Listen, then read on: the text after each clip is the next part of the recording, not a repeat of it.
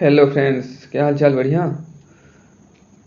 तो मैं आशा करता हूँ सब अब मस्त मज़े में होंगे। तो आज हम शुरुआत करते हैं टॉप 100 मोस्ट इंपॉर्टेंट क्वेश्चन जो प्रीवियस ईयर के क्वेश्चन इसमें शामिल है। ये पेपर पॉइंट ऑफ व्यू से वेरी मोस्ट इंपॉर्टेंट है, इंक्लूडिंग प्रीवियस ईयर क्वेश्चन 2000 पिछले जो भी पेपर हुए हैं उनसे संबंधित है, जो 2021 में पूछे जाएंगे। याद रखना इंपॉर्टेंट है, तो इनको छाप लीजिएगा माइंड में, याद रखना। तो देखिए शुरुआत करते हैं। तो आइए first question. Film film Gandhi में गांधी जी की भूमिका निभाने वाले कलाकार कौन थे? याद रखना, ये क्वेश्चन छपे है इसलिए करा रहा हूँ। याद रखना, बेन किंग्सले। ये जो फिल्म गांधी थी, इसमें गांधी जी की भूमिका निभाने वाले कलाकार थे बेन किंग्सले। याद रखना। सेकंड क्या है, शिक्षक दिवस किस दिन मनाया जाता है? 5 सितंबर को। याद रखना, शिक्षक दिवस मनाया जाता है। जापान पर परमाणु बम आने वाला है। जापान पर परमाणु बम किस वर्ष से गिराया गया था? 1945 में। याद रखना, किसने गिराया था? जापान पर परमाणु बम कब गिराया गया था? 1945 में।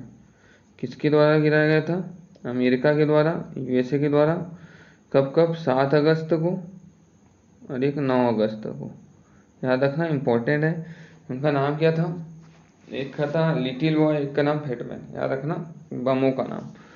भाखड़ा नांगल बांध किस नदी पर स्थित है? सतलुज नदी पर। याद रखना, भारत का राष्ट्रीय पुष्प क्या है? भारत का राष्ट्रीय पुष्प कमल है। याद रखना, ये तो इम्पोर्टेंट है, आसान भी है। भारत का खिलाड़ी धनराज पिल्ले कौन से खेल से संबंधित है? तो इनका खेल है हॉकी से। याद रखना, कौन? धनराज पिल्ले। या पूछ लिया मानिका बत्रा कौन से खेल से संबंधित है? तो याद रखना टेबल टेनिस। या मरियप्पन थंगावेलु तो पैरा एथलीट है। याद रखना, ऊंची कूद। उसके बाद में क्वेश्चन 7वां, संयुक्त राष्ट्र संघ यूएनओ, यूनाइटेड नेशन ऑर्गेनाइजेशन, जो हाल ही में बहुत चर्चा में है, की सुरक्षा परिषद में कुल कितने स्थायी सदस्य है? याद रखना, यूएनओ 5 सदस्य है। इन्हीं को वीटो पावर बोलते हैं। वीटो पावर इनके पास ही रहती है, वीटो पावर। याद रखना, इसमें यूएनओ में 10 अस्थायी सदस्य होते हैं।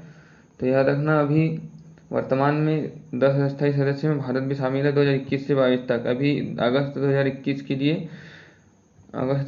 के लिए भारत अध्यक्षता भी कर रहा है। याद रखना, इंपॉर्टेंट है। कितने स्थायी सदस्य जिनको वीटो भी बोलते हैं, इनको पास वीटो की शक्ति है।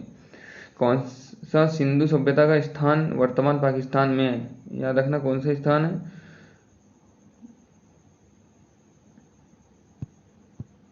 हड़प्पा। खैबर दर्रा कहाँ स्थित है? याद रखना, खैबर दर्रा कहाँ स्थित है? अफगानिस्तान और पाकिस्तान के बीच में खैबर दर्रा मिलता है। याद रखना, इंपॉर्टेंट है। यह नदी प्रायद्वीपीय पठार से नहीं निकलती। यमुना नदी प्रायद्वीपीय पठार से नहीं निकलती है। याद रखना, एक ऐसा शहर जो गंगा नदी के तट पर बसा है। याद रखना, गंगा नदी के तट पर 9000 कानपुर बसा है। ये भी इम्पोर्टेंट है। भारत एक धर्मनिरपेक्ष देश है, इसका तात्पर्य है? याद रखना, भारत एक धर्मनिरपेक्ष देश है।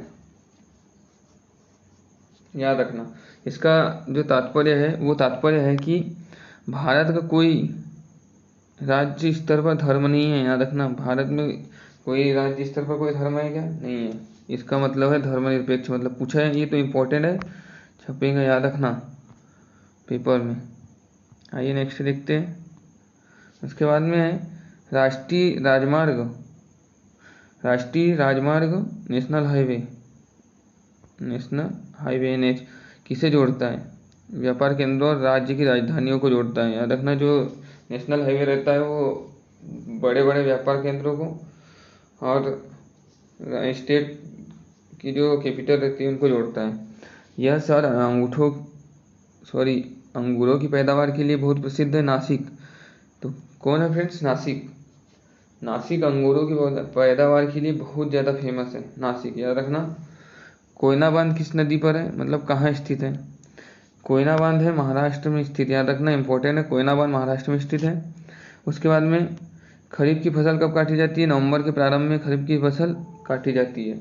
खरीफ की फसल, याद रखना, नवंबर के, जो अभी वर्तमान में बोआई गई है, जो अभी फसल है खेतों में उसको बोलते हैं खरीफ की फसल। ये नवंबर में के प्रारंभ में काटी जाती है। इंपॉर्टेंट है। इसमें खरीफ की फसल में क्या क्या आता है? इसमें आता है सोयाबीन, मक्का, धान, इसको चावल बोलते हैं। उसके बाद में तुअर, मूंगफली, याद रखना ही आते हैं। अब उसके बाद में देखिए हिमानी ग्लेशियर बर्फ का एक बहुत विशाल पिंड है जो कि हिमालय पर्वत में है, याद रखना इम्पोर्टेंट है। देखिए नेक्स्ट, कि श्रेणियों के शीर्ष स्थल पर छाया है, कहा कि हिमालय पर्वत की श्रेणियों के शीर्ष स्थल पर छाया है। आइए नेक्स्ट देखते हैं फ्रेंड्स, पानीपत का प्रथम युद्ध कब लड़ा गया था। जो पानीपत का प्रथम युद्ध, याद रखना पानीपत का प्रथम युद्ध कब लड़ा गया था। तो याद रखना बाबर और इब्राहिम लोदी के बीच में पानीपत का प्रथम युद्ध लड़ा गया था। याद रखना बाबर और इब्राहिम लोदी के बीच पानीपत का प्रथम युद्ध लड़ा गया था। अजमेर कौन से सूफी संत से संबंधित है। जो अजमेर है वो कौन से सूफी संत से संबंधित है। ख्वाजा मोइनुद्दीन चिश्ती से संबंधित है। याद रखना यह एक ऐसा मुगल राजा जिसने धार्मिक संप्रदाय दीन ए इलाही की स्थापना की। याद रखना दीन ए इलाही इसने अकबर ने, याद रखना दीन ए इलाही की स्थापना, जो धार्मिक संप्रदाय है इसकी स्थापना की किसने, अकबर ने। याद रखना इंपॉर्टेंट है, मोस्ट इंपॉर्टेंट, छपेगा ही। मानसून हवाएं कौन सी हवाएं कहलाती है, कौन सी हवाएं होती है। जो मानसून हवाएं जो वर्षा ऋतु के समय में आती है उनको बोलते हैं मानसून हवाएं। रूस में साइबेरिया दुनिया भर में किस लिए प्रसिद्ध है। जो रूस के साइबेरिया किस लिए प्रसिद्ध है, इसकी अत्यधिक ठंडी जलवायु के लिए प्रसिद्ध है। कौन, साइबेरिया के जंगल, अत्यधिक ठंडी जलवायु के लिए। उसके बाद में 1857 विद्रोह क्या है। ब्रिटिश सेना में भारतीय सैनिकों का विद्रोह, या 1857 का विद्रोह है। एक क्वेश्चन बन जाते हैं ऐसे, याद रखना, जो अपन एक्सपेक्ट नहीं करते हैं। देखिए फ्रेंड्स, किस उत्पाद के लिए अलीगढ़ मशहूर है। अलीगढ़ कौन से, ताले के उत्पाद के लिए, ताले, याद रखना लौह के उत्पाद के लिए अलीगढ़ मशहूर है। याद रखना इंपॉर्टेंट है। भारत के लिए राज्य में विशाखापट्टनम बंदरगाह स्थित है। भारत के किस राज्य में विशाखापट्टनम बंदरगाह, विशाखापट्टनम कहाँ है, आंध्र प्रदेश। आंध्र प्रदेश की राजधानी कुर्नूल,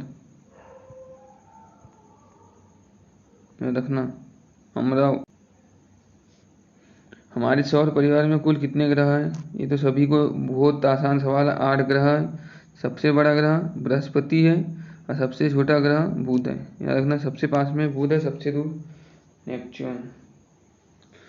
भारत की डीजल इंजन विनिर्माण इकाई डीजल लोकोमोटिव वर्क्स भारत में कहाँ स्थित है। जो डीजल लोकोमोटिव वर्क्स ये कंपनी है, इकाई है डीजल इंजन की, यह है वाराणसी उत्तर प्रदेश में, वाराणसी उत्तर प्रदेश। याद रखना इम्पोर्टेंट है ये भी, ये आपको बहुत इम्पोर्टेंट क्वेश्चन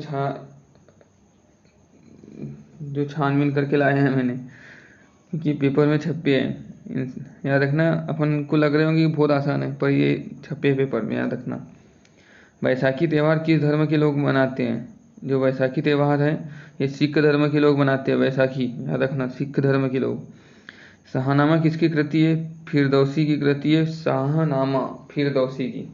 मणिपुर की राजधानी इम्फाल, ये देखिए कितना आसान है। गोवा को पुर्तगालियों से कब आज़ाद करवाया गया। जो गोवा को पुर्तगालियों से आज़ाद 1964 में कराया था, कौन से ऑपरेशन के द्वारा, ऑपरेशन विजय चलाया था। ऑपरेशन विजय के द्वारा, याद रखना ऑपरेशन विजय के द्वारा गोवा को आज़ाद कराया गया था 1964 में।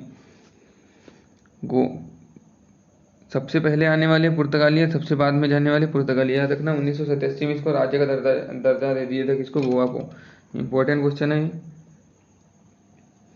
उसके बाद में है अनुच्छेद 370 भारत के किस राज्य में लागू था, जो जम्मू कश्मीर है इसमें अनुच्छेद 370 लागू था, पर इसको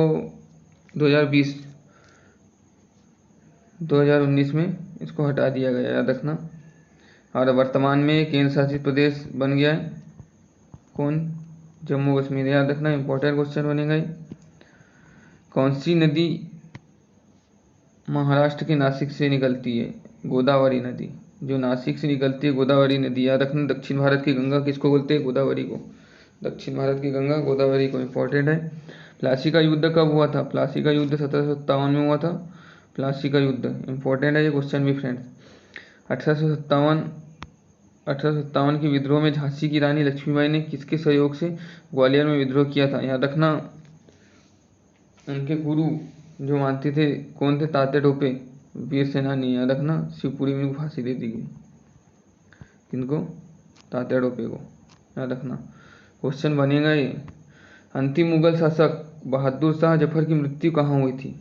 याद रखना, बहादुर शाह जफर जो अंतिम मुगल साम्राज्य दिल्ली का, इनको रंगून बर्मा जो वर्तमान में म्यांमार है वहाँ पर फांसी दे दी गई थी। सॉरी, मृत्यु हो गई थी जेल में रहकर। याद रखना। ये क्वेश्चन आपके पास लाया था मैंने, जो 36 है, और बाकी जो शेष क्वेश्चन बचे हैं वो नेक्स्ट क्लास में देखते हैं। 2-3 वीडियो में आपको ये सीरीज कंप्लीट करा दूंगा टॉप 100 प्रीवियस ईयर क्वेश्चन की। तो फ्रेंड्स, वीडियो कैसा लगा? अगर वीडियो अच्छा लगा होगा तो लाइक शेयर एंड सब्सक्राइब कर दो यार, सपोर्ट करते जाओ थोड़ा।